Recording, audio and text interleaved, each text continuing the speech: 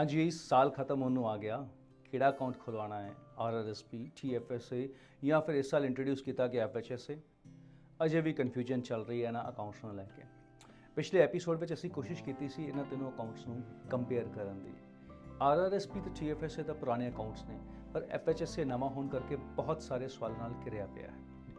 ਚਲੋ ਫਿਰ ਕਰੀਏ ਕੋਸ਼ਿਸ਼ FHSA ਬਾਰੇ ਪੁੱਛੇ ਜਾਣ ਵਾਲੇ ਅਲੱਗ-ਅਲੱਗ ਸਵਾਲਾਂ ਦੇ ਜਵਾਬ ਲੱਭਣ ਦੀ। ਪਤਾ ਕਰੀਏ ਕਿ FHSA ਖੁਲਵਾਉਣਾ ਸਾਰਿਆਂ ਲਈ ਫਾਇਦੇਮੰਦ ਹੈ ਕਿ ਨਹੀਂ। ਕੁਝ ਬੰਦਿਸ਼ਾਂ ਵੀ ਤਾਂ ਹੋਣਗੀਆਂ ਇਸ ਅਕਾਊਂਟਸ ਨੂੰ ਖੁਲਵਾਉਣ ਦੀਆਂ। ਇਸ ਅਕਾਊਂਟ ਨੂੰ ਖੁਲਵਾ ਕੇ ਸਾਨੂੰ ਕਿਹੜੀਆਂ ਗਲਤੀਆਂ ਨਹੀਂ ਕਰਨੀਆਂ ਚਾਹੀਦੀਆਂ ਤੇ ਕਿਸ ਤਰ੍ਹਾਂ ਦਾ ਘਰ ਐਲੀਜੀਬਲ ਹੈ ਜਿਸ ਨੂੰ ਅਸੀਂ FHSA ਖੁਲਵਾ ਕੇ ਖਰੀਦ ਸਕਦੇ ਹਾਂ ਤੇ ਹੋਰ ਵੀ ਬਹੁਤ ਸਾਰੇ ਸਵਾਲ ਜੋ ਕਿ ਇਹਨਾਂ ਨਵੇਂ ਅਕਾਊਂਟਸ ਯਾਨੀ ਕਿ FHSA ਨੂੰ ਲੈ ਕੇ ਹੋ ਸਕਦੇ ਨੇ। ਇਹਨਾਂ ਸਭ ਬਾਰੇ ਗੱਲਬਾਤ ਕਰਾਂਗੇ ਅਸੀਂ ਅੱਜ ਦੇ ਇਸ ਵੀਡੀਓ ਦੇ ਵਿੱਚ। ਤੇ ਜੇਕਰ ਤੁਸੀਂ ਅਜੇ ਤੱਕ ਸਾਡਾ ਇਹ ਚੈਨਲ ਲਾਈਕ ਸ਼ੇਅਰ ਤੇ ਸਬਸਕ੍ਰਾਈਬ ਨਹੀਂ ਕੀਤਾ ਤੇ ਜਲਦੀ ਨਾਲ ਸਾਡਾ ਇਹ ਚੈਨਲ ਲਾਈਕ ਸ਼ੇਅਰ ਤੇ ਸਬਸਕ੍ਰਾਈਬ ਕਰ ਦਿਓ ਤਾਂ ਕਿ ਅਸੀਂ ਲੈ ਕੇ ਆਉਂਦੇ ਰਹੀਏ ਤੁਹਾਡੇ ਲਈ ਕੋਈ ਨਾ ਕੋਈ ਨਵੀਂ ਜਾਣਕਾਰੀ ਤੇ ਕਲੀਅਰ ਕਰੀਏ ਕੋਈ ਨਾ ਕੋਈ ਨਵਾਂ ਫੰਡਾ। ਚਲੋ ਫਿਰ ਸ਼ੁਰੂ ਕਰਦੇ ਹਾਂ FHSA ਨੂੰ ਲੈ ਕੇ ਸਵਾਲਾਂ ਦਾ ਸਿਲਸਿਲਾ। ਕਿਉਂਕਿ ਇਹ ਅਕਾਊਂਟ ਕੈਨੇਡਾ ਵਿੱਚ ਆਪਣਾ ਪਹਿਲਾ ਘਰ ਖਰੀਦਣ ਜਾਂ ਬਣਾਉਣ ਲਈ ਸ਼ੁਰੂ ਕੀਤਾ ਗਿਆ ਸੀ, ਇਸ ਲਈ ਅਸੀਂ ਸ਼ੁਰੂਆਤ ਹੀ ਇਸ ਗੱਲ ਤੋਂ ਕਰਦੇ ਹਾਂ ਕਿ FHSA ਲਈ ਘਰ ਕਿਸ ਨੂੰ ਮੰਨਿਆ ਜਾਂਦਾ ਹੈ। FHSA ਲਈ ਘਰ ਦੀ ਡੈਫੀਨੇਸ਼ਨ ਬਹੁਤ ਮਹੱਤਵਪੂਰਨ ਹੈ। ਅਗਰ ਤੁਸੀਂ ਜਾਂ ਫਿਰ ਤੁਹਾਡਾ ਸਪਾਊਸ ਇਸ ਸਾਲ ਜਾਂ ਪਿਛਲੇ 4 ਕੈਲੰਡਰ ਸਾਲਾਂ ਵਿੱਚ ਜੇਕਰ ਕਿਸੇ ਘਰ ਵਿੱਚ ਰਹਿੰਦੇ ਹੋ ਜਿਸ ਦੇ ਮਾਲਕ ਤੁਸੀਂ ਜਾਂ ਤੁਹਾਡਾ ਸਪਾਊਸ ਹੈ ਜਾਂ ਸੀ, ਫਿਰ ਤੁਸੀਂ FHSA ਨੂੰ ਨਹੀਂ ਖੋਲ ਸਕਦੇ, ਨਾ ਹੀ ਇਸ ਤੋਂ ਟੈਕਸ ਫ੍ਰੀ ਵਿਡਰਾਅਲ ਲੈ ਸਕਦੇ ਹੋ। ਤੁਸੀਂ ਇਸ ਅਕਾਊਂਟ ਵਿੱਚ ਟੈਕਸ ਫ੍ਰੀ ਰਕਮ ਸਿਰਫ ਕੁਆਲੀਫਾਈਂਗ ਹੋਮ ਲਈ ਹੀ ਵਿਡਰਾ ਕਰਵਾ ਸਕਦੇ ਹੋ। ਅਗਲਾ ਸਵਾਲ ਇਹ ਹੈ ਕਿ ਜੇ ਇੱਕ ਜ਼ਮੀਨ ਜਿਸ ਉੱਤੇ ਕੋਈ ਘਰ ਨਹੀਂ ਬਣਿਆ ਜਾਂ ਇੱਕ ਅਪਾਰਟਮੈਂਟ, ਕੋਂਡੋ ਯੂਨਿਟ, ਇੱਕ ਮੋਬਾਈਲ ਹੋਮ ਜਾਂ ਇੱਕ ਸਮਰ ਹੋਮ ਖਰੀਦਣ ਲਈ FHSA ਖੋਲ੍ਹਿਆ ਜਾ ਸਕਦਾ ਹੈ। ਇਹ ਗੱਲ ਡਿਪੈਂਡ ਕਰਦੀ ਹੈ ਕਿ ਪ੍ਰਾਪਰਟੀ ਦੀ ਕਿਸਮ ਕੀ ਹੈ। ਹੁਣ ਕਿਹੜੀ ਪ੍ਰਾਪਰਟੀ ਤੇ ਇਹ FHSA ਕੰਮ ਆ ਸਕਦਾ ਹੈ। ਉਹ ਪ੍ਰਾਪਰਟੀਜ਼ ਨੇ detached home, town homes, mobile homes, ਕੋਈ ਅੰਡਰ ਕੰਸਟਰਕਸ਼ਨ ਘਰ ਜਾਂ ਫਿਰ ਅਪਾਰਟਮੈਂਟ ਔਰ ਕੋਂਡੋ ਯੂਨਿਟ। ਪਰ FHSA ਖੁਲਵਾ ਕੇ ਤੁਸੀਂ ਕੋਈ ਖਾਲੀ ਜ਼ਮੀਨ ਜਿਸ ਉੱਤੇ ਅਜੇ ਆਪਣਾ ਕੁਆਲੀਫਾਈਂਗ ਹੋਮ ਨਹੀਂ ਬਣਾਉਣਾ ਹੈ ਨਹੀਂ ਖਰੀਦ ਸਕਦੇ ਤੇ ਨਾ ਹੀ ਤੁਸੀਂ ਨਾਨ ਰੈਜ਼ੀਡੈਂਸ਼ੀਅਲ ਪ੍ਰਾਪਰਟੀ ਜਿਵੇਂ ਕਿ ਸਟੋਰ ਫਰੰਟਸ ਜਾਂ ਵੇਅਰ ਹਾਊਸ ਖਰੀਦ ਸਕਦੇ ਹੋ। ਇਸ ਅਕਾਊਂਟ ਨਾਲ ਤੁਸੀਂ ਵੋਕੇਸ਼ਨਲ ਪ੍ਰਾਪਰਟੀਜ਼ ਜਿਹੜੀ ਤੁਹਾਡੀ ਪ੍ਰਿੰਸੀਪਲ ਰੈਜ਼ੀਡੈਂਸ ਨਹੀਂ ਹੈ ਜਾਂ ਕੋਈ ਹੋਰ ਪ੍ਰਾਪਰਟੀ ਜਿਹੜੀ ਕਿ ਕੈਨੇਡਾ ਤੋਂ ਬਾਹਰ ਹੈ ਉਹ ਵੀ ਨਹੀਂ ਖਰੀਦ ਸਕਦੇ। ਹੁਣ FHSA ਨੂੰ ਲੈ ਕੇ ਅਗਲਾ ਇਹ ਸਵਾਲ ਤਾਂ ਬਹੁਤ ਹੀ ਇੰਪੋਰਟੈਂਟ ਹੈ ਕਿ ਅਗਰ ਮੇਰੇ ਸਪਾਊਸ ਜਾਂ ਫਿਰ ਕਾਮਨ ਲਾਅ ਪਾਰਟਨਰ ਕੋਲ ਆਲਰੇਡੀ ਇੱਕ ਘਰ ਹੈ ਤਾਂ ਕੀ ਮੈਂ ਇਹ FHSA ਖੁਲਵਾ ਸਕਦਾ ਹਾਂ। ਜਦੋਂ ਗੱਲ ਸਪਾਊਸ ਜਾਂ ਫਿਰ ਕਾਮਨ ਲਾਅ ਪਾਰਟਨਰ ਦੀ ਆਉਂਦੀ ਹੈ ਤਾਂ ਫਿਰ ਘਰ ਦੀ ਮਲਕੀਅਤ ਦੋਵਾਂ ਦੀ ਹੀ ਮੰਨੀ ਜਾਂਦੀ ਹੈ, ਫਿਰ ਭਾਵੇਂ ਘਰ ਦੀ ਡੀਡ ਜਿਸ ਮਰਜ਼ੀ ਪਾਰਟਨਰ ਦੇ ਨਾਮ ਤੇ ਕਿਉਂ ਨਾ ਹੋਵੇ। ਇਸ ਤੋਂ ਭਾਵ ਇਹ ਹੋਇਆ ਕਿ ਤੁਸੀਂ FHSA ਨਹੀਂ ਖੁਲਵਾ ਸਕਦੇ ਭਾਵੇਂ ਘਰ ਦੀ ਡੀਡ ਜਾਂ ਕਹਿ ਲਈਏ ਕਿ ਰਜਿਸਟਰੀ ਕਿਸੇ ਵੀ ਪਾਰਟਨਰ ਦੇ ਨਾਮ ਤੇ ਕਿਉਂ ਨਾ ਹੋਵੇ। ਇੱਥੇ ਫਿਰ ਇੱਕ ਸਵਾਲ ਹੋਰ ਪੈਦਾ ਹੋ ਜਾਂਦਾ ਹੈ ਕਿ ਇਹ ਤਾਂ ਸੀ ਮੈਰਿਜ ਜਾਂ ਕਾਮਨ ਲਾਅ ਪਾਰਟਨਰ ਬਣਨ ਤੋਂ ਬਾਅਦ ਦੀ ਗੱਲ, ਪਰ ਕੀ ਹੋਵੇਗਾ ਕਿ ਤੁਹਾਡਾ ਹੋਣ ਵਾਲਾ ਸਪਾਊਸ ਜਾਂ ਫਿਰ ਕਾਮਨ ਲਾਅ ਪਾਰਟਨਰ ਉਸ ਕੋਲ ਪਹਿਲਾਂ ਹੀ ਘਰ ਹੋਵੇ ਤੇ ਤੁਹਾਡੇ ਕੋਲ ਵੀ ਪਹਿਲਾਂ ਤੋਂ ਹੀ FHSA ਖੁਲਵਾਇਆ ਹੋਵੇ। ਹੁਣ ਅਜਿਹੇ ਹਾਲਾਤ ਵਿੱਚ ਤੁਸੀਂ ਇਹ ਨਹੀਂ ਕਹਿ ਸਕਦੇ ਕਿ ਇਹ ਘਰ ਮੇਰੇ ਨਾਮ ਤੇ ਥੋੜ੍ਹਾ ਹੀ ਹੈ ਜਾਂ ਫਿਰ ਮੈਂ ਤਾਂ ਅਜੇ ਕੋਈ ਘਰ ਲਿਆ ਹੀ ਨਹੀਂ, ਇਸ ਕਰਕੇ ਮੇਰੀ qualification as a first time home buyer ਬਣੀ ਰਹੇਗੀ। ਤੁਸੀਂ ਅਗਰ ਮੈਰਿਜ ਜਾਂ ਫਿਰ ਕਾਮਨ ਲਾਅ ਪਾਰਟਨਰ ਰਿਲੇਸ਼ਨਸ਼ਿਪ ਸ਼ੁਰੂ ਹੋਣ ਤੋਂ ਪਹਿਲਾਂ FHSA ਖੁਲਵਾ ਚੁੱਕੇ ਸੀ ਤਾਂ ਹੁਣ ਤੁਹਾਡੇ ਪਾਰਟਨਰ ਕੋਲ ਆਲਰੇਡੀ ਘਰ ਹੈ ਤਾਂ ਫਿਰ ਤੁਸੀਂ ਚਾਹੋ ਤਾਂ FHSA ਵਿੱਚ ਕੰਟਰੀਬਿਊਟ ਕਰਦੇ ਰਹਿ ਸਕਦੇ ਹੋ, ਪਰ ਕੁਆਲੀਫਾਈ ਕਰ ਲੈਣ ਵਾਲੀਆਂ ਜਿਹੜੀਆਂ FHSA ਵਾਲੀਆਂ ਸ਼ਰਤਾਂ ਨੇ ਉਹ ਤੁਹਾਡੇ ਤੇ ਲਾਗੂ ਹੀ ਰਹਿਣਗੀਆਂ। FHSA ਨੂੰ ਲੈ ਕੇ ਇੱਕ ਸਵਾਲ ਇਹ ਵੀ ਹੋਵੇਗਾ ਕਿ ਅਗਰ FHSA ਖੁਲਵਾਉਣ ਤੋਂ ਬਾਅਦ ਤੁਸੀਂ ਕੈਨੇਡੀਅਨ ਰੈਜ਼ੀਡੈਂਟ ਨਹੀਂ ਰਹਿੰਦੇ ਯਾਨੀ ਕਿ ਕੈਨੇਡਾ ਤੋਂ ਬਾਹਰ ਮੂਵ ਹੋ ਜਾਂਦੇ ਹੋ ਤਾਂ ਫਿਰ ਕੀ ਬਣੇਗਾ। ਟੈਕਸ ਪਰਪਸ ਲਈ FHSA ਖੋਲ੍ਹਣ ਲਈ ਕੈਨੇਡੀਅਨ ਰੈਜ਼ੀਡੈਂਟ ਹੋਣਾ ਚਾਹੀਦਾ ਹੈ, ਪਰ ਜੇ ਤੁਹਾਡਾ FHSA ਆਲਰੇਡੀ ਖੁੱਲ੍ਹਿਆ ਹੋਇਆ ਹੈ ਤਾਂ ਤੁਸੀਂ ਇਸ ਨੂੰ ਇੱਕ ਨਾਨ ਰੈਜ਼ੀਡੈਂਟ ਟੈਕਸ ਪੇਅਰ ਵਜੋਂ ਇਸ ਵਿੱਚ ਕੰਟਰੀਬਿਊਸ਼ਨ ਕਰਦੇ ਰਹਿ ਸਕਦੇ ਹੋ। ਤੁਹਾਡੀ ਕੰਟਰੀਬਿਊਸ਼ਨ ਲਿਮਿਟ ਵੱਧਦੀ ਰਹੇਗੀ ਤੇ ਇਸ ਅਕਾਊਂਟ ਨੂੰ ਬੰਦ ਕਰਨ ਦੀ ਸਮੇਂ ਦੀ ਸ਼ਰਤ ਵੀ ਲਾਗੂ ਰਹੇਗੀ। ਪਰ ਹਾਂ, ਇਸ ਅਕਾਊਂਟ ਵਿੱਚੋਂ ਕੁਆਲੀਫਾਈਂਗ ਵਿਡਰਾਅਲ ਕਰਨ ਲਈ ਤੁਸੀਂ ਕੈਨੇਡੀਅਨ ਰੈਜ਼ੀਡੈਂਟ ਹੋਣੇ ਚਾਹੀਦੇ ਹੋ। ਦੂਸਰੇ ਸੈਕਸ਼ਨ ਵਿੱਚ ਅਸੀਂ ਗੱਲ ਕਰਦੇ ਹਾਂ ਕਿ ਇਸ FHSA ਵਿੱਚ ਰਕਮ ਕਿਵੇਂ ਤੇ ਕਿੰਨੀ ਜਮ੍ਹਾਂ ਕਰਵਾਈ ਜਾ ਸਕਦੀ ਹੈ। ਇਸ ਵਿੱਚ ਪਹਿਲਾ ਸਵਾਲ ਜੋ ਅਕਸਰ ਪੁੱਛਿਆ ਜਾਂਦਾ ਹੈ ਕਿ ਇਸ ਅਕਾਊਂਟ ਦੇ ਵਿੱਚ TFSA ਵਿੱਚੋਂ ਕੰਟਰੀਬਿਊਸ਼ਨ ਕੀਤੀ ਜਾ ਸਕਦੀ ਹੈ। ਹਾਂ, ਤੁਸੀਂ ਅਜਿਹਾ ਕਰ ਸਕਦੇ ਹੋ। ਤੁਹਾਡੇ TFSA ਤੋਂ ਟ੍ਰਾਂਸਫਰ ਕੀਤੇ ਗਏ ਪੈਸੇ ਨੂੰ ਇਸ ਤਰੀਕੇ ਨਾਲ ਮੰਨਿਆ ਜਾਂਦਾ ਹੈ ਜਿਵੇਂ ਤੁਸੀਂ TFSA ਵਿੱਚੋਂ ਫੰਡ ਵਾਪਸ ਲਏ ਹੋਣ ਤੇ ਫਿਰ ਇਸ ਨੂੰ ਆਪਣੇ FHSA ਨੂੰ ਜਮ੍ਹਾਂ ਕਰਵਾ ਦਿੱਤਾ ਹੋ। FHSA ਵਿੱਚ ਕੰਟਰੀਬਿਊਸ਼ਨ ਕੀਤੀ ਗਈ ਇਸ ਰਕਮ ਨੂੰ ਫਿਰ ਤੁਸੀਂ ਆਪਣੀ ਟੈਕਸ ਰਿਟਰਨ ਵਿੱਚ ਡਿਡਕਟ ਕਰ ਸਕਦੇ ਹੋ ਤੇ ਫਿਰ ਕਢਵਾਈ ਗਈ ਰਕਮ ਜਿੰਨਾ ਕੰਟਰੀਬਿਊਸ਼ਨ ਰੂਮ ਅਗਲੇ ਸਾਲ ਤੁਹਾਡੇ TFSA ਵਿੱਚ ਫਿਰ ਤੋਂ ਜੁੜ ਜਾਵੇਗਾ। ਫਿਰ ਅਗਲਾ ਸਵਾਲ ਤਾਂ ਇਹ ਵੀ ਬਣਦਾ ਹੈ ਕਿ TFSA ਵਿੱਚੋਂ ਰਕਮ ਕਢਵਾ ਕੇ FHSA ਵਿੱਚ ਤਾਂ ਜਮ੍ਹਾਂ ਕਰਵਾ ਸਕਦੇ ਹਾਂ ਤੇ ਕੀ ਫਿਰ RRSP ਵਿੱਚੋਂ ਵੀ ਰਕਮ ਕਢਵਾ ਕੇ FHSA ਵਿੱਚ ਜਮ੍ਹਾਂ ਕਰਵਾਉਣ ਵਾਲੀ ਸਟ੍ਰੈਟਜੀ ਸਹੀ ਹੈ? ਤੁਸੀਂ ਬੇਸ਼ੱਕ ਅਜਿਹਾ ਕਰ ਸਕਦੇ ਹੋ, ਪਰ ਅਜਿਹਾ ਕਰਨ ਨਾਲ ਤੁਹਾਨੂੰ ਇਨਵੈਸਟ ਕੀਤੀ ਗਈ ਰਕਮ ਤੇ ਦੁਬਾਰਾ ਟੈਕਸ ਦੀ ਛੋਟ ਨਹੀਂ ਮਿਲੇਗੀ, ਕਿਉਂਕਿ ਤੁਸੀਂ ਇਹ ਰਕਮ RRSP ਵਿੱਚ ਜਮ੍ਹਾਂ ਕਰਵਾਈ ਸੀ ਤਾਂ ਤੁਸੀਂ ਪਹਿਲਾਂ ਹੀ ਇਸ ਤੇ ਟੈਕਸ ਦੀ ਛੋਟ ਲੈ ਚੁੱਕੇ ਸੀ।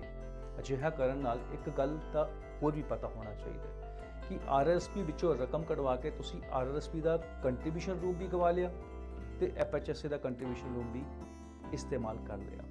ਇਸ ਲਈ ਅਜਿਹਾ ਕਰਨ ਤੋਂ ਪਹਿਲਾਂ ਆਪਣੇ ਇੰਸ਼ੋਰੈਂਸ ਜਾਂ ਫਿਰ ਟੈਕਸ ਐਡਵਾਈਜ਼ਰ ਦੀ ਸਲਾਹ ਜ਼ਰੂਰ ਲੈ ਲਓ। ਅੱਗੇ ਸਵਾਲ ਇਹ ਹੈ ਕਿ ਮੈਂ ਇਸ ਅਕਾਊਂਟ ਨੂੰ ਜੁਆਇੰਟ ਯਾਨੀ ਕਿ ਸਪਾਊਸਲ FHSA ਦੇ ਰੂਪ ਵਿੱਚ ਖੁਲਵਾ ਸਕਦਾ ਹਾਂ। FHSA ਇੰਡੀਵਿਜੂਅਲ ਯਾਨੀ ਕਿ ਇਕੱਲੇ ਵਿਅਕਤੀ ਦਾ ਹੀ ਖੁੱਲ੍ਹ ਸਕਦਾ ਹੈ। ਤੁਸੀਂ ਆਪਣੇ ਪਾਰਟਨਰ ਦੇ FHSA ਵਿੱਚ ਸਿੱਧਾ ਕੰਟਰੀਬਿਊਟ ਨਹੀਂ ਕਰ ਸਕਦੇ ਜਿਵੇਂ ਕਿ RRSP ਦੇ ਵਿੱਚ ਪੋਸੀਬਲ ਹੈ। ਪਰ ਹਾਂ, ਜਦੋਂ ਤੁਸੀਂ ਇਸ ਅਕਾਊਂਟ ਨੂੰ ਇਸਤੇਮਾਲ ਕਰਨਾ ਹੈ ਯਾਨੀ ਕਿ ਕੈਨੇਡਾ ਵਿੱਚ ਆਪਣਾ ਪਹਿਲਾ ਘਰ ਲੈਣ ਲਈ ਇਸ ਵਿੱਚੋਂ ਰਕਮ ਕਢਵਾਉਣੀ ਹੈ ਤੇ ਫਿਰ ਤੁਸੀਂ ਆਪਣੇ ਪਾਰਟਨਰ ਨਾਲ ਮਿਲ ਕੇ ਦੋਵੇਂ ਹੀ ਇਸ ਅਕਾਊਂਟ ਦੇ ਵਿੱਚੋਂ ਰਕਮ ਕਢਵਾ ਸਕਦੇ ਹੋ। ਹੁਣ ਅਗਲੇ ਸੈਕਸ਼ਨ ਵਿੱਚ ਅਸੀਂ ਗੱਲ ਕਰਾਂਗੇ ਇਸ FHSA ਵਿੱਚੋਂ ਫੰਡ ਕਢਵਾਉਣ ਜਾਂ ਫਿਰ ਟ੍ਰਾਂਸਫਰ ਨੂੰ ਲੈ ਕੇ ਕੁਝ ਹੋਰ ਸਵਾਲਾਂ ਬਾਰੇ। ਸਵਾਲ ਇਹ ਹੈ ਕਿ RRSP ਵਿੱਚੋਂ ਫਸਟ ਟਾਈਮ ਹੋਮ ਬਾਇਰ ਪਲਾਨ ਲਈ ਰਕਮ ਕਢਵਾਉਣ ਤੋਂ ਬਾਅਦ ਵੀ ਕੀ FHSA ਵਿੱਚੋਂ ਕੈਨੇਡਾ ਵਿੱਚ ਆਪਣਾ ਪਹਿਲਾ ਘਰ ਖਰੀਦਣ ਜਾਂ ਬਣਾਉਣ ਲਈ ਰਕਮ ਕਢਵਾਈ ਜਾ ਸਕਦੀ ਹੈ?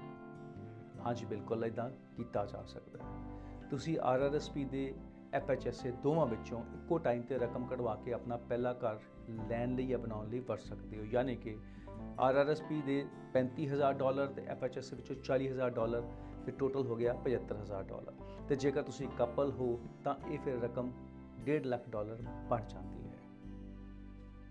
ਅਗਲਾ ਸਵਾਲ ਹੈ ਕਿ FHSA ਵਿੱਚੋਂ ਫੰਡਸ ਸਿਰਫ ਡਾਊਨ ਪੇਮੈਂਟ ਦੇਣ ਲਈ ਹੀ ਕਢਵਾਏ ਜਾ ਸਕਦੇ ਨੇ? ਘਰ ਖਰੀਦਣ ਸਮੇਂ ਸਿਰਫ ਡਾਊਨ ਪੇਮੈਂਟ ਹੀ ਇੱਕੋ ਖਰਚਾ ਨਹੀਂ ਹੁੰਦਾ। Closing cost, legal fee, moving cost ਤੇ ਹੋਰ ਵੀ ਬਹੁਤ ਛੋਟੇ ਖਰਚੇ ਹੁੰਦੇ ਨੇ ਘਰ ਨੂੰ ਖਰੀਦਣ ਲੱਗਿਆਂ।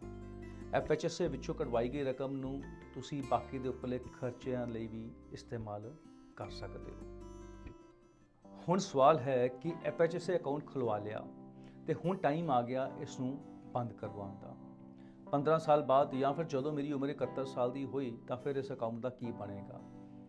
ਅਕਾਊਂਟ ਨੂੰ ਬੰਦ ਕਰਨ ਦਾ ਸਮਾਂ ਆਉਣ ਤੇ ਤੁਹਾਨੂੰ ਇੱਕ ਨੋਟਿਸ ਜਾਵੇਗਾ ਕਿ ਇਸ ਅਕਾਊਂਟ ਦੀ ਮਿਆਦ ਖਤਮ ਹੋ ਚੁੱਕੀ ਹੈ ਤੇ ਹੁਣ ਇਸ ਅਕਾਊਂਟ ਨੂੰ ਬੰਦ ਕਰਨਾ ਪਵੇਗਾ।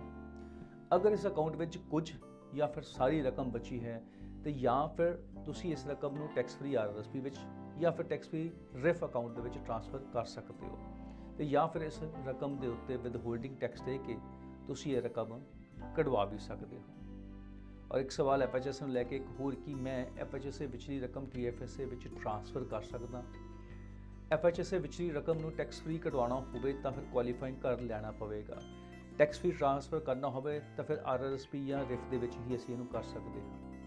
TFSA ਭਾਵੇਂ ਇੱਕ ਰਜਿਸਟਰਡ ਅਕਾਊਂਟ ਹੀ ਹੈ, ਪਰ FHSA ਵਿੱਚੋਂ TFSA ਵਿੱਚ ਟ੍ਰਾਂਸਫਰ ਕੀਤੀ ਗਈ ਰਕਮ ਨੂੰ FHSA ਵਿੱਚੋਂ ਟੈਕਸੇਬਲ ਵਿਡਰਾਅਲ ਹੀ ਮੰਨਿਆ ਜਾਵੇਗਾ ਤੇ ਇਸ ਲਈ ਤੁਹਾਨੂੰ ਉਸ ਟ੍ਰਾਂਸਫਰ ਦੇ ਉੱਤੇ ਵਿਦ ਹੋਲਡਿੰਗ ਟੈਕਸ ਦੇਣਾ ਪਵੇਗਾ। ਇੱਕ ਹੋਰ ਸਵਾਲ ਕਿ FHSA ਵਿੱਚੋਂ ਰਕਮ ਵਿਡਰਾਅ ਕਰਨ ਨਾਲ ਇਸ ਦੇ ਕੰਟਰੀਬਿਊਸ਼ਨ ਰੂਮ ਤੇ ਕੀ ਪ੍ਰਭਾਵ ਪੈਂਦਾ ਹੈ? ਇਹਨਾਂ ਰਜਿਸਟਰਡ ਅਕਾਊਂਟਸ ਦੇ ਕੰਟਰੀਬਿਊਸ਼ਨ ਰੂਮਸ ਨੂੰ ਲੈ ਕੇ ਹਮੇਸ਼ਾ ਹੀ ਸਵਾਲ ਉੱਠਦੇ ਰਹਿੰਦੇ ਨੇ ਕਿ ਇਹਨਾਂ ਅਕਾਊਂਟ ਵਿੱਚੋਂ ਰਕਮ ਕਢਵਾਉਣ ਤੇ ਕੰਟਰੀਬਿਊਸ਼ਨ ਰੂਮ ਖਾਲੀ ਹੋ ਜਾਂਦਾ ਹੈ, ਖਤਮ ਹੋ ਜਾਂਦਾ ਹੈ ਜਾਂ ਮੁੜ ਤੋਂ ਫਿਰ ਉਹਦੇ ਵਿੱਚ ਰੂਮ ਬਣ ਜਾਂਦਾ ਹੈ। TFSA ਵਿੱਚ ਜਦੋਂ ਰਕਮ ਕਢਵਾਈ ਜਾਂਦੀ ਹੈ ਤਾਂ ਕਢਵਾਈ ਗਈ ਰਕਮ ਜਿੰਨਾ ਕੰਟਰੀਬਿਊਸ਼ਨ ਰੂਮ ਅਗਲੇ ਸਾਲ ਵਿੱਚ ਜੁੜ ਜਾਂਦਾ ਹੈ, ਪਰ FHSA ਵਿੱਚ ਰਕਮ ਕਢਵਾਉਣ ਤੇ ਕੰਟਰੀਬਿਊਸ਼ਨ ਰੂਮ ਖਾਲੀ ਤਾਂ ਹੋ ਜਾਂਦਾ ਹੈ ਪਰ ਦੁਬਾਰਾ ਰੀਇਨਸਟੇਟ ਨਹੀਂ ਹੁੰਦਾ, ਯਾਨੀ ਕਿ ਅਗਲੇ ਸਾਲ ਉਸ ਵਿੱਚ ਤੁਹਾਡਾ ਕੰਟਰੀਬਿਊਸ਼ਨ ਜੋ ਬਚ ਗਿਆ ਸੀ ਉਹੀ ਰਹੇਗਾ। ਤੇ ਅਗਲਾ ਸਵਾਲ ਹੈ ਕਿ FHSA ਵਿੱਚੋਂ ਰਕਮ ਕਢਵਾ ਕੇ ਘਰ ਤਾਂ ਖਰੀਦ ਲਿਆ, ਪਰ ਘਰ ਖਰੀਦਣ ਤੋਂ ਬਾਅਦ ਵੀ ਮੇਰੇ FHSA ਵਿੱਚ ਕੁਝ ਪੈਸੇ ਬਚੇ ਨੇ ਕਿ ਕੀ ਮੈਂ ਬਚੀ ਹੋਈ ਰਕਮ ਨੂੰ ਫਿਊਚਰ ਵਿੱਚ ਇਸਤੇਮਾਲ ਕਰ ਸਕਦਾ ਹਾਂ?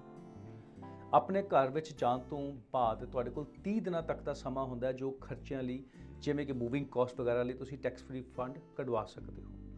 ਇਸ ਗ੍ਰੇਸ ਪੀਰੀਅਡ ਤੋਂ ਬਾਅਦ ਤੁਹਾਡੇ ਕੋਲ ਅਗਲੇ ਸਾਲ ਦੀ 31 ਦਸੰਬਰ ਤੱਕ ਕਿਸੇ ਵੀ ਬਚੇ ਹੋਏ ਫੰਡਾਂ ਨੂੰ ਬਿਨਾਂ ਕਿਸੇ ਟੈਕਸ ਪੈਨਲਟੀ ਦੇ ਆਪਣੀ RRSP ਜਾਂ RIF ਦੇ ਵਿੱਚ ਟ੍ਰਾਂਸਫਰ ਕਰਨ ਦਾ ਸਮਾਂ ਹੁੰਦਾ ਹੈ। ਨਹੀਂ ਤਾਂ ਫਿਰ ਬਾਕੀ ਫੰਡ ਬਚੇ ਹੋਏ ਫੰਡਸ ਨੂੰ ਤੁਸੀਂ ਵਿਦ ਹੋਲਡਿੰਗ ਟੈਕਸ ਦੇ ਕੇ ਆਪਣੀ ਆਮਦਨ ਦੇ ਵਿੱਚ ਸ਼ਾਮਿਲ ਕਰ ਸਕਦੇ ਹੋ। ਉਮੀਦ ਹੈ ਕਿ ਅੱਜ ਦੇ ਇਸ ਵੀਡੀਓ ਦੇ ਵਿੱਚ FHS ਨੂੰ ਲੈ ਕੇ ਤੁਹਾਡੇ ਬਹੁਤ ਸਾਰੇ ਸਵਾਲ ਹੱਲ ਹੋਏ ਹੋਣਗੇ, ਕਿਉਂਕਿ ਇਹ ਇੱਕ ਨਵਾਂ ਅਕਾਊਂਟ ਹੈ, ਇਸ ਲਈ ਇਸ ਨੂੰ ਲੈ ਕੇ ਅਜੇ ਬਹੁਤ ਸਾਰੀ ਕਨਫਿਊਜ਼ਨ ਹੈ। ਪਰ ਜਿਵੇਂ ਜਿਵੇਂ ਇਹ ਅਕਾਊਂਟ ਪੁਰਾਣਾ ਹੁੰਦਾ ਜਾਵੇਗਾ, ਇਸ ਬਾਰੇ ਹੋਰ ਵੀ ਕਲੈਰਿਟੀ ਹੁੰਦੀ ਜਾਵੇਗੀ। ਵੀਡੀਓ ਦੇ ਆਖਿਰ ਦੇ ਵਿੱਚ ਮੈਂ ਇੱਕ ਬੋਨਸ ਕੁਐਸਚਨ ਨੂੰ ਵੀ ਕਲੀਅਰ ਕਰਨਾ ਚਾਹਾਂਗਾ। ਤਲਾਕ ਹੋਣ ਤੇ ਇਸ FHSA ਅਕਾਊਂਟ ਦਾ ਕੀ ਬਣਦਾ ਹੈ? ਤਲਾਕ ਹੋਣ ਸਮੇਂ FHSA ਨੂੰ ਵੀ ਇੱਕ ਸੰਪਤੀ ਵਾਂਗ ਮੰਨਿਆ ਜਾਂਦਾ ਹੈ। ਤਲਾਕ ਸਮੇਂ ਜੋ ਸੈਟਲਮੈਂਟ ਕੀਤੀ ਜਾਂਦੀ ਹੈ, ਉਸ ਵਿੱਚ FHSA ਨੂੰ ਵੀ TFSA, RRSP ਜਾਂ ਫਿਰ RIF ਵਾਂਗ ਦੂਸਰੀ ਪ੍ਰਾਪਰਟੀ ਵਾਂਗ ਟੈਕਸ ਫ੍ਰੀ ਟ੍ਰਾਂਸਫਰ ਕੀਤਾ ਜਾ ਸਕਦਾ ਹੈ। ਪਰ ਇੱਥੇ ਇੱਕ ਧਿਆਨ ਦੇਣ ਵਾਲੀ ਗੱਲ ਇਹ ਹੈ ਕਿ ਇਸ ਟ੍ਰਾਂਸਫਰ ਨਾਲ ਰੈਸੀਪੀਐਂਟ ਯਾਨੀ ਕਿ ਜਿਸ ਨੂੰ ਇਹ ਰਕਮ ਮਿਲੀ ਹੈ, ਉਸ ਦੇ ਕੰਟਰੀਬਿਊਸ਼ਨ ਰੂਮ ਨੂੰ ਕੋਈ ਫਰਕ ਨਹੀਂ ਪਵੇਗਾ, ਤਾਂ ਨਾ ਹੀ ਟ੍ਰਾਂਸਫਰ ਕਰਨ ਵਾਲੇ ਵਿਅਕਤੀ ਦਾ ਕੰਟਰੀਬਿਊਸ਼ਨ ਰੂਮ ਮੁੜ ਤੋਂ ਰੀਸਟੋਰ ਹੋਵੇਗਾ। ਇੱਥੇ ਗੱਲ ਹੋਰ ਧਿਆਨਯੋਗ ਹੈ ਕਿ ਰੈਸੀਪੀਐਂਟ ਯਾਨੀ ਕਿ ਜਿਸ ਨੂੰ FHSA ਵਿਚਲੀ ਇਹ ਰਕਮ ਟ੍ਰਾਂਸਫਰ ਹੋਵੇਗੀ, ਉਸ ਉੱਤੇ FHSA ਵਾਲੀਆਂ ਬੰਦਿਸ਼ਾਂ ਜਿਵੇਂ ਕਿ ਉਮਰ ਜਾਂ ਫਿਰ ਘਰ ਦਾ ਹੋਣਾ ਲਾਗੂ ਹੋਣਗੀਆਂ। ਤੇ ਜੇਕਰ ਰੈਸੀਪੀਐਂਟ FHSA ਖੁਲਵਾਉਣ ਲਈ ਐਲੀਜੀਬਲ ਨਾ ਹੋਇਆ, ਤਾਂ ਫਿਰ ਉਸ ਨੂੰ ਇਹ ਰਕਮ ਬਿਨਾਂ ਟੈਕਸ ਦੇ ਉਸ ਦੀ RRSP ਜਾਂ RIF ਵਿੱਚ ਟ੍ਰਾਂਸਫਰ ਕਰਵਾਉਣੀ ਪਵੇਗੀ। ਚਾਹੇ ਇਸ FHSA ਵਿੱਚ ਕੁਝ ਬੰਦਿਸ਼ਾਂ ਨੇ, ਪਰ ਫਿਰ ਵੀ ਜੇਕਰ ਕੈਨੇਡਾ ਵਿੱਚ ਆਪਣਾ ਪਹਿਲਾ ਘਰ ਲੈਣ ਦਾ ਸੁਪਨਾ ਵੇਖ ਰਹੇ ਹੋ, ਤਾਂ ਫਿਰ ਇਸ ਅਕਾਊਂਟ ਨੂੰ ਖੁਲਵਾਉਣਾ ਤੇ ਇਸ ਵਿੱਚ ਕੰਟਰੀਬਿਊਟ ਕਰਨਾ ਇੱਕ ਸਮਝਦਾਰ ਡਿਸੀਜਨ ਹੋ ਸਕਦਾ ਹੈ। ਬਸ ਇਸ ਅਕਾਊਂਟ ਨੂੰ ਖੁਲਵਾਉਣ ਸਮੇਂ, ਇਸ ਵਿੱਚੋਂ ਰਕਮ ਕਢਵਾਉਣ ਸਮੇਂ ਇਸ ਦੀਆਂ ਜੋ ਸ਼ਰਤਾਂ ਨੇ ਉਹਨੂੰ ਜ਼ਰੂਰ ਧਿਆਨ 'ਚ ਰੱਖਿਓ। ਅਗਰ ਤੁਸੀਂ ਇਸ ਅਕਾਊਂਟ ਨੂੰ ਚੰਗੀ ਤਰ੍ਹਾਂ ਸਮਝ ਲਿਆ ਤਾਂ ਫਿਰ ਇਸ ਅਕਾਊਂਟ ਦਾ ਪੂਰਾ ਫਾਇਦਾ ਲੈ ਸਕਦੇ ਹੋ। ਉਮੀਦ ਹੈ ਕਿ ਅੱਜ ਦੇ ਇਸ ਵੀਡੀਓ ਦੇ ਵਿੱਚ ਤੁਹਾਨੂੰ ਇਹ ਜਾਣਕਾਰੀ ਚੰਗੀ ਲੱਗੀ ਹੋਵੇਗੀ ਤੇ ਤੁਸੀਂ ਸਾਨੂੰ ਸਪੋਰਟ ਕਰ ਸਕਦੇ ਹੋ ਸਾਡੇ ਇਸ ਚੈਨਲ ਨੂੰ ਲਾਈਕ, ਸ਼ੇਅਰ ਤੇ ਸਬਸਕ੍ਰਾਈਬ ਕਰਕੇ। ਤੇ ਜੇਕਰ ਅਜੇ ਤੱਕ ਤੁਸੀਂ ਸਾਡਾ ਇਹ ਚੈਨਲ ਲਾਈਕ, ਸ਼ੇਅਰ ਤੇ ਸਬਸਕ੍ਰਾਈਬ ਨਹੀਂ ਕੀਤਾ, ਤੇ ਜਲਦੀ ਨਾਲ ਸਾਡਾ ਇਹ ਚੈਨਲ ਲਾਈਕ, ਸ਼ੇਅਰ ਤੇ ਸਬਸਕ੍ਰਾਈਬ ਕਰ ਦਿਓ, ਨਹੀਂ ਤਾਂ ਫਿਰ ਯੂ ਵਿਲ ਮਿਸ ਸਿੰਘ ਦੇ ਫੰਡੇ।